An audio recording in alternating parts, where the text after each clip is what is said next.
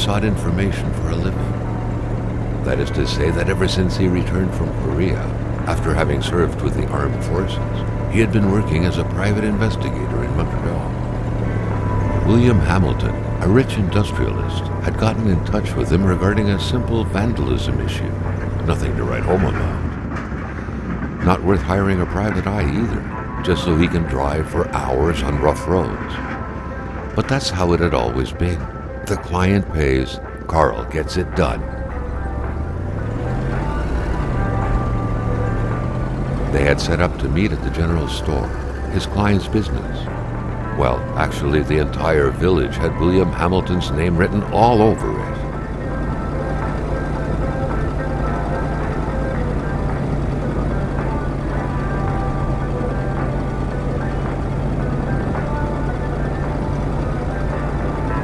When the roads were bad, muddy, or snowed in, it was customary around these parts to close them off. But it was also customary to ignore those signs entirely and drive there anyway.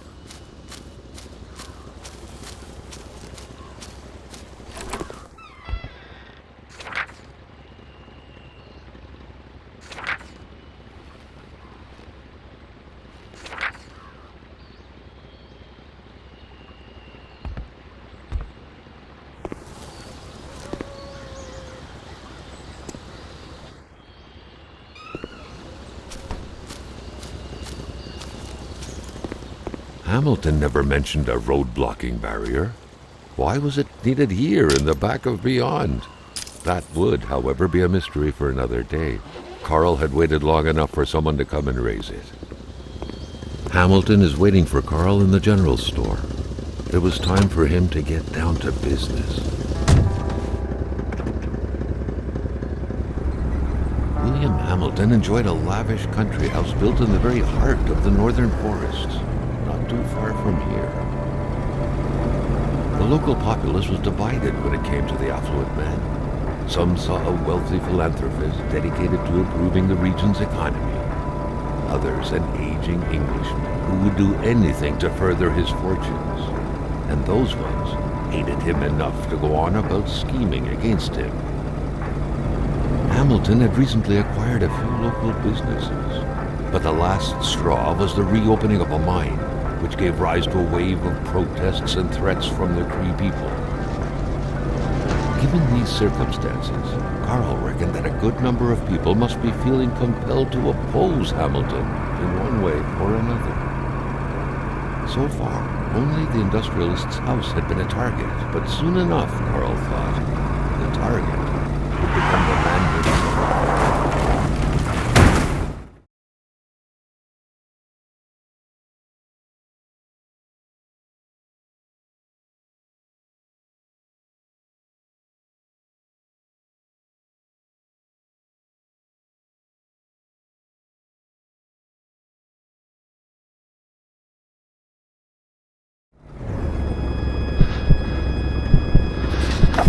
Carl needed to get out of there. The cold and the pain required urgent care.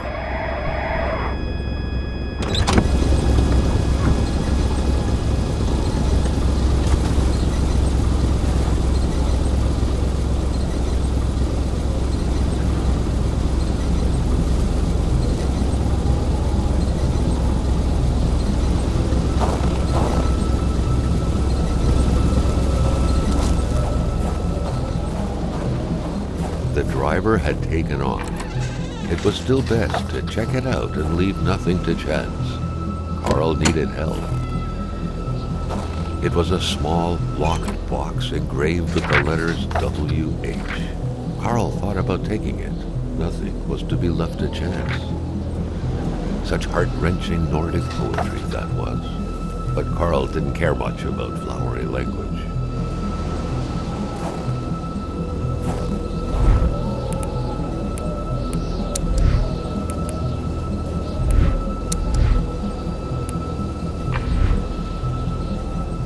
This deep in the country, his last hope was to find an abandoned garage or a farm by the roadside.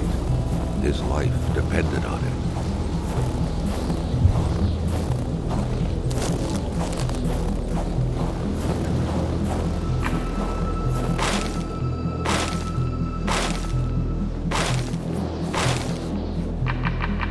Complaining was not in Carl's nature. It would take more than light injuries to interrupt his investigation.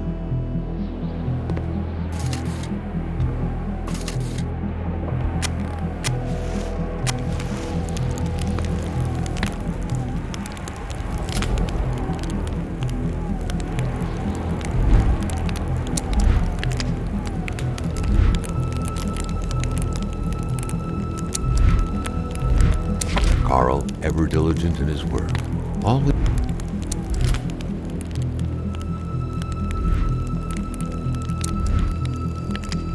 carried his log on him.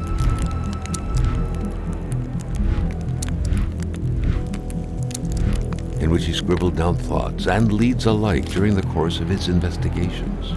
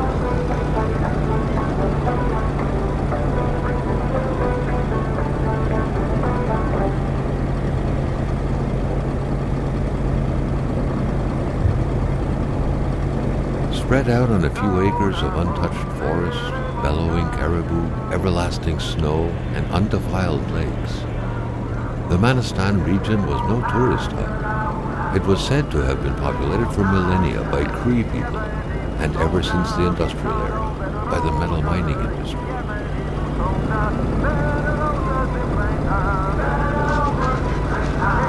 The truck was running on fumes. Good thing that the general store was close by.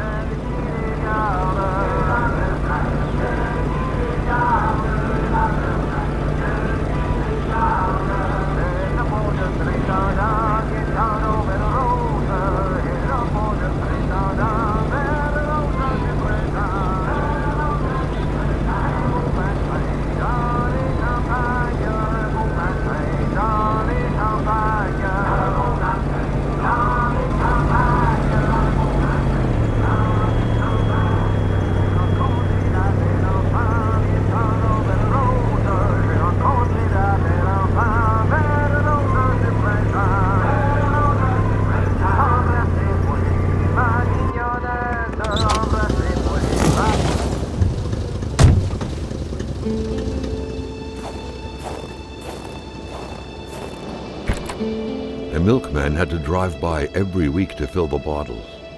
The fresh milk indicated a recent visit. Something fell to the bottom of the box.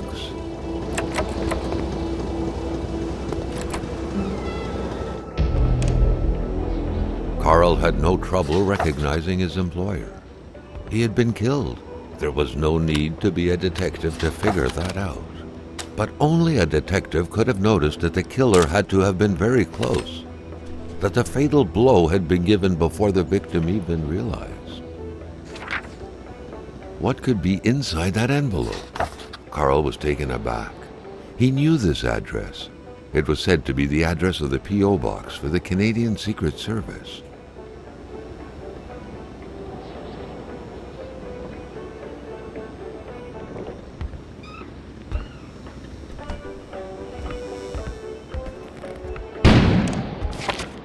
An explosion suddenly occurred outside.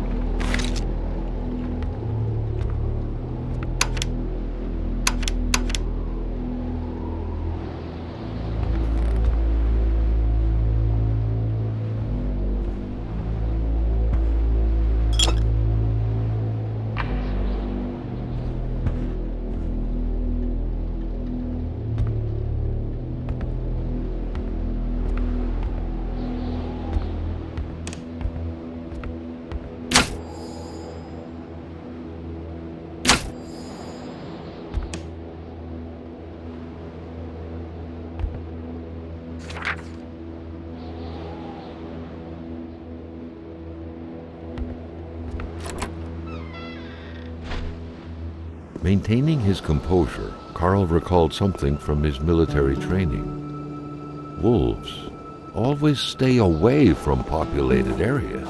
Wait, was it about bears? Carl was no electrician, but he could identify a wiring problem when he saw one.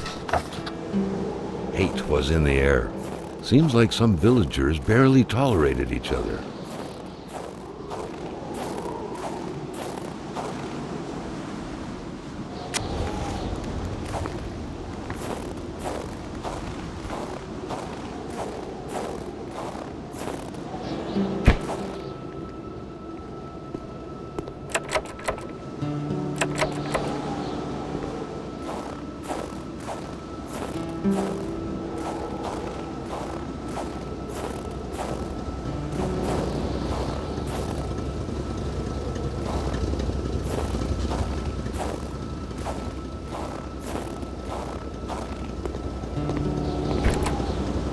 The murder weapon. What was that doing there, Carl wondered. Hamilton must have been determined to keep some information secret to post this key. Shame he got unlucky. Everything made sense now.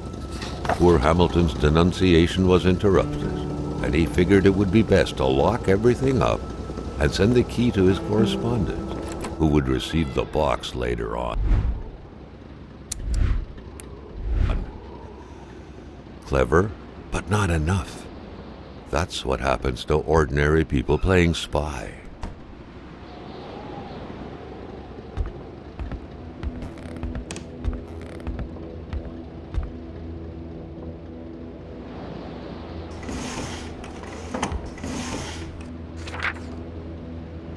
According to that log, it seemed like the whole village owed some money to the general store. Carl was far more interested in the bunch of nearby addresses he had just gotten his hands on, though.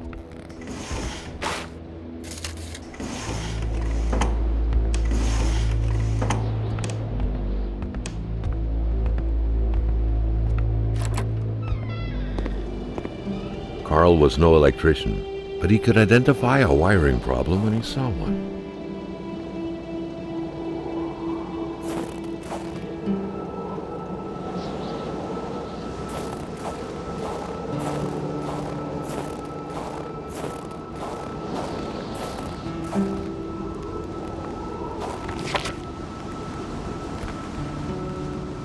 The Polaroid, Carl's long-standing and faithful ally, had seen its share of husbands caught red-handed cheating.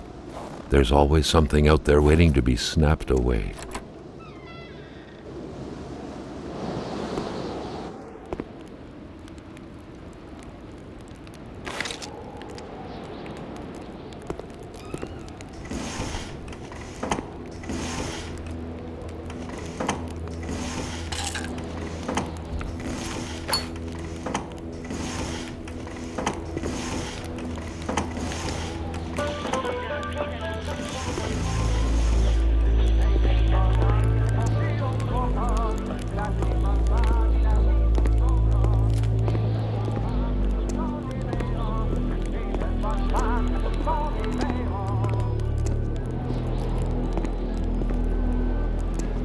The crowbar was stuck under the lift.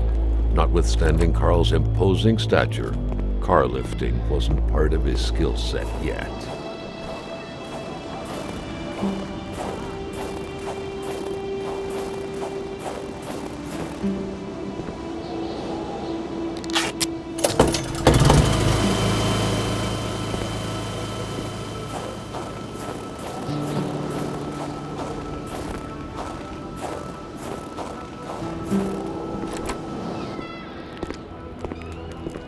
The crowbar was stuck under the lift.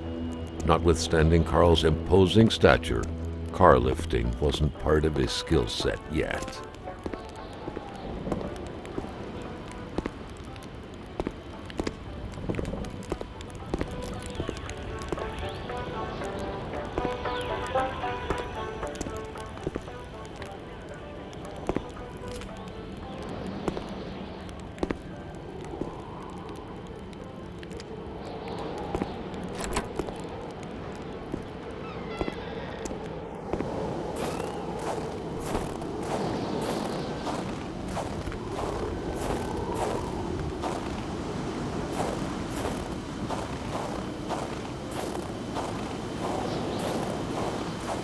Carl was used to strange phenomena, but a chunk of ice like this, as if an iceberg came out of the ground, that was a first.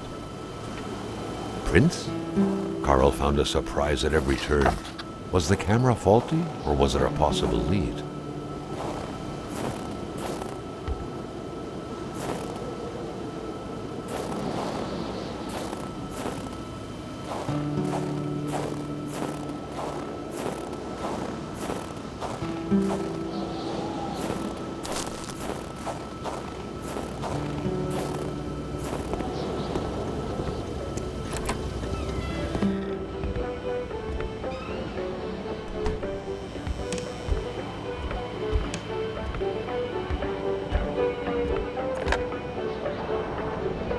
The snowstorm pummeled everything in its path. Carl was not surprised when he heard no tone. Carl knew that Gilles Lachance was in charge of the general store. That made him one of Hamilton's employees.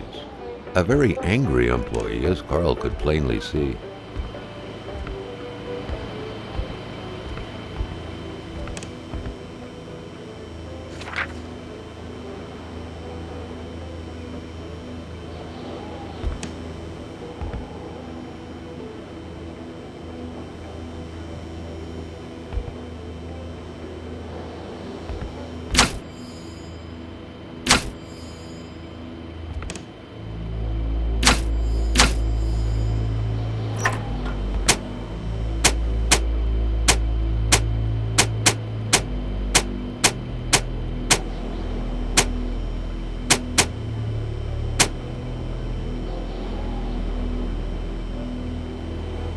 The note explained that the garage and the store couldn't be supplied with electricity at the same time.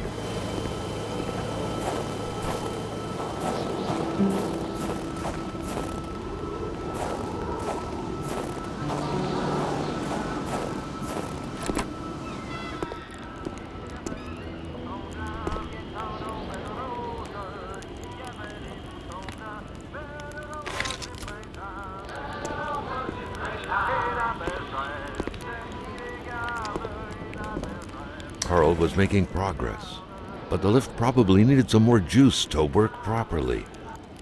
Carl was making progress, but the lift probably needed some more juice to work properly.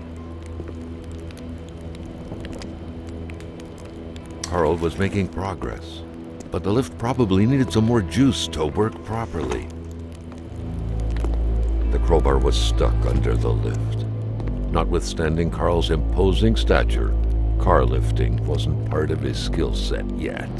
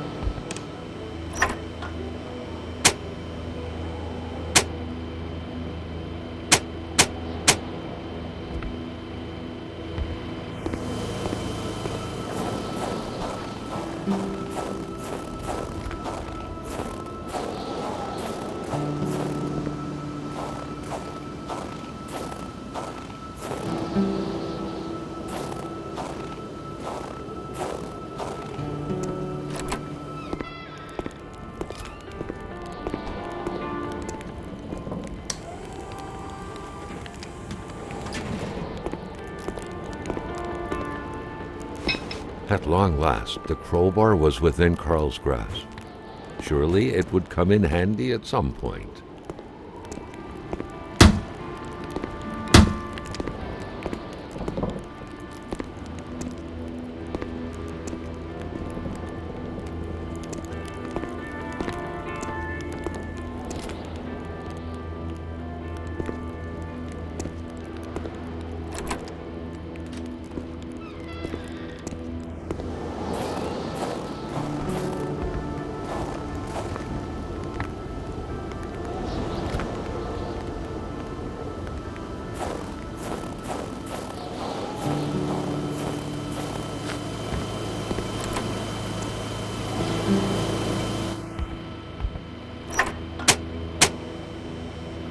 The note explained that the garage and the store couldn't be supplied with electricity at the same time.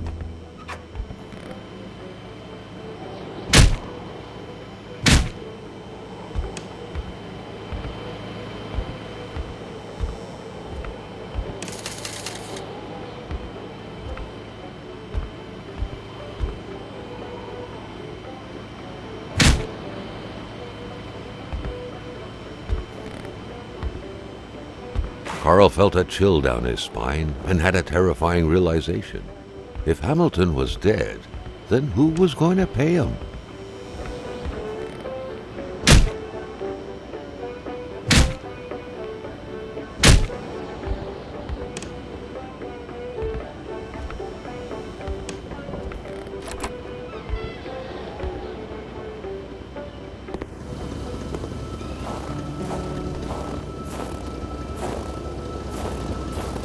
The pumps wouldn't surrender their divine nectar so easily.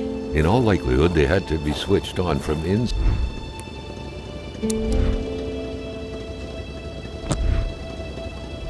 the store.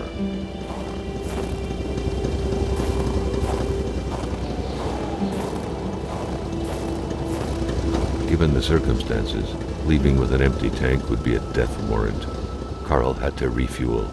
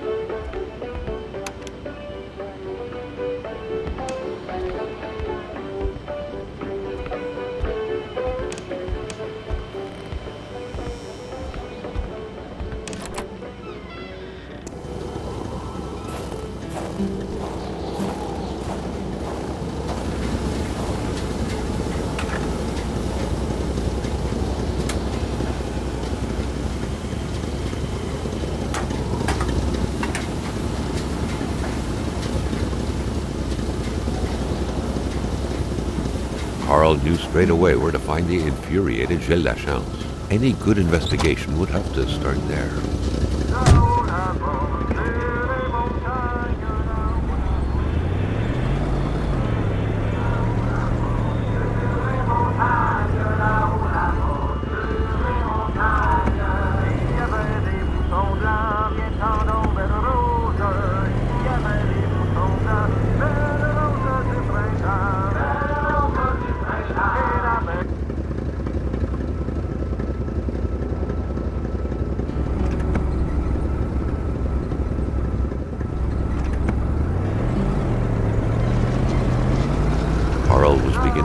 the store and its surroundings like the back of his hand. The seeker had sought.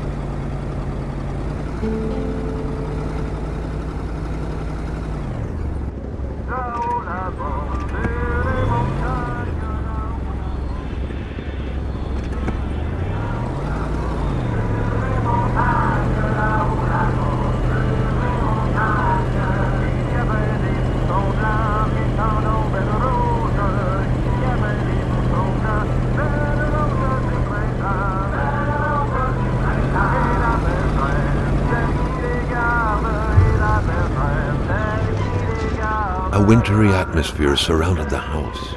The soundlessness of the area suggested it was empty.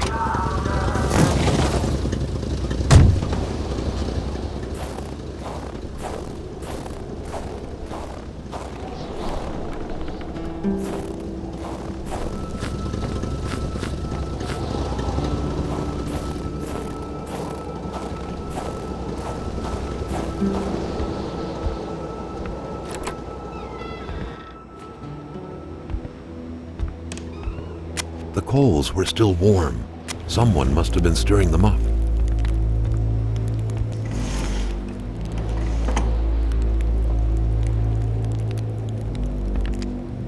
The key, which seemed to be meant for a padlock, bore an inscription reading Cloutier et Fils. A company name. Better keep an eye open. Businesses weren't exactly numerous around these parts. A pay stub for some undoubtedly harsh lumberjack work. Alexandre Blais felled trees and chopped woods for Cloutier et Fils.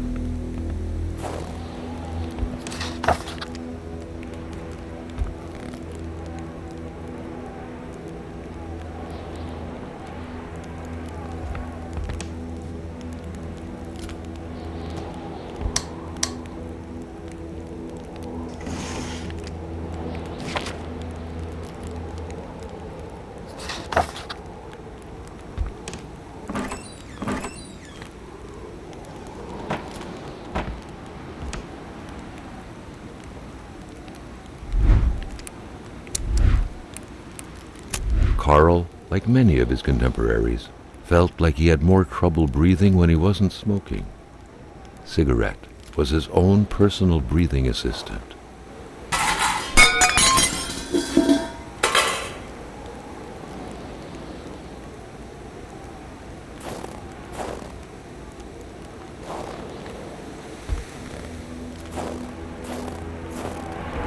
A window left open in that weather? Perhaps something had to be watched.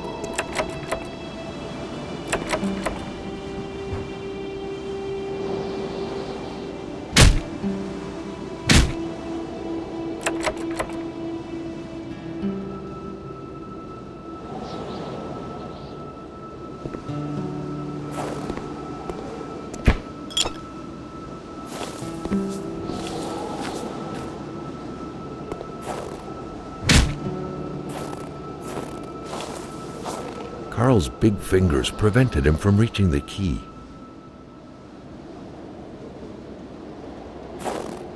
Carl's big fingers prevented him from reaching the key.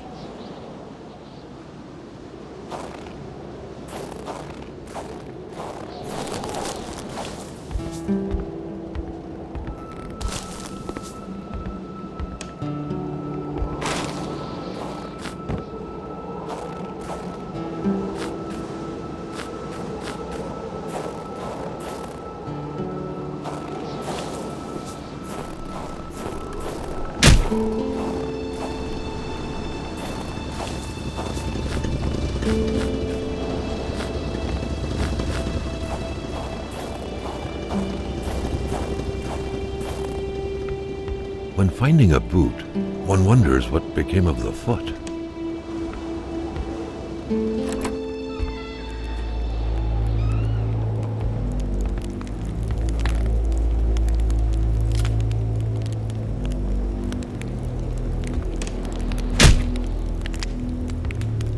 Money in a jar.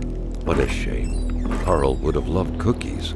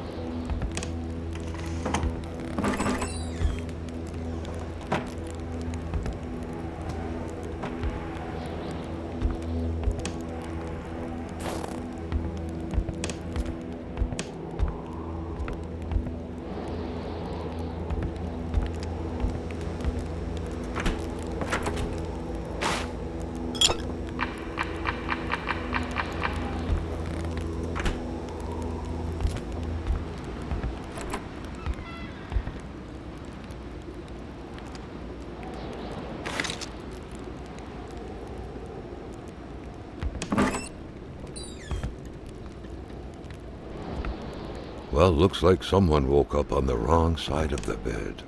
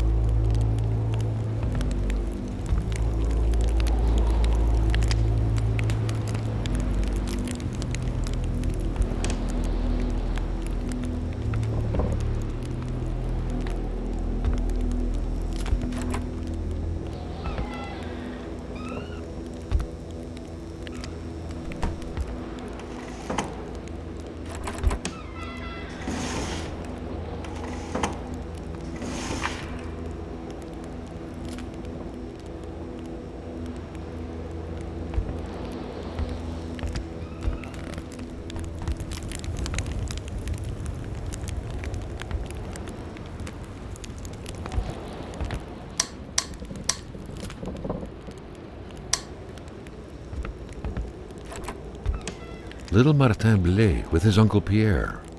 There was a deep sense of bonding and pride coming out of the picture. Carl felt sorry for the man. No one deserved such a cruel fate. The picture had been taken inside the house. It was the same wallpaper. Judging by the smiles, nobody suspected the impending misfortunes. The spirograph amused Carl. It was a nice modern toy, aside from being repetitive by nature and completely useless. Still, it found its way into many Quebecois homes.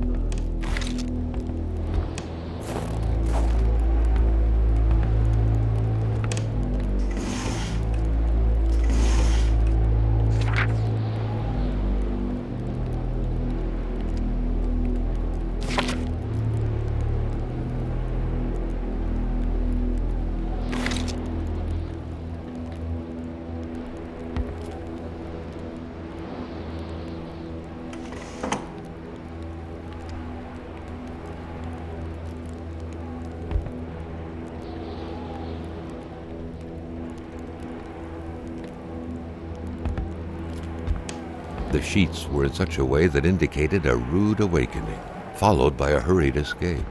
What had happened here? A window left open in that weather? Perhaps something had to be watched.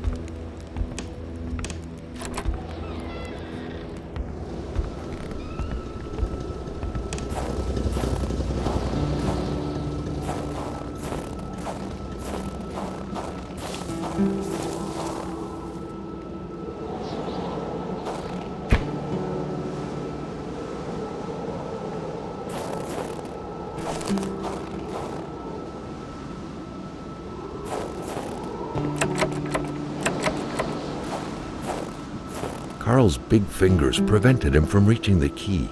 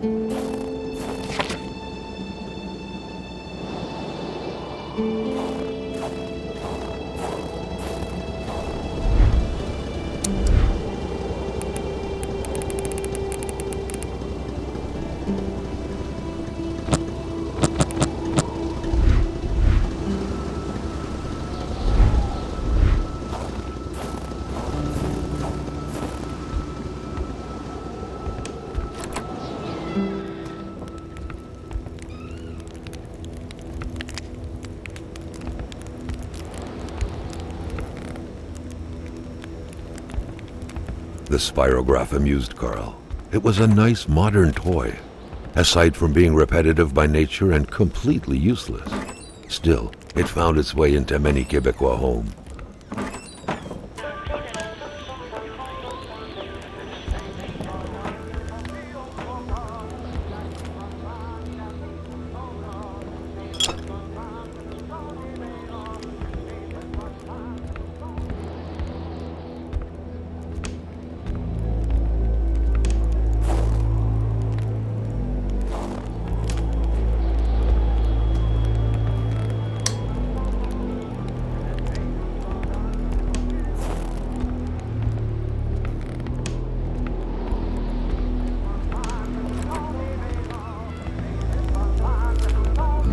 in a jar.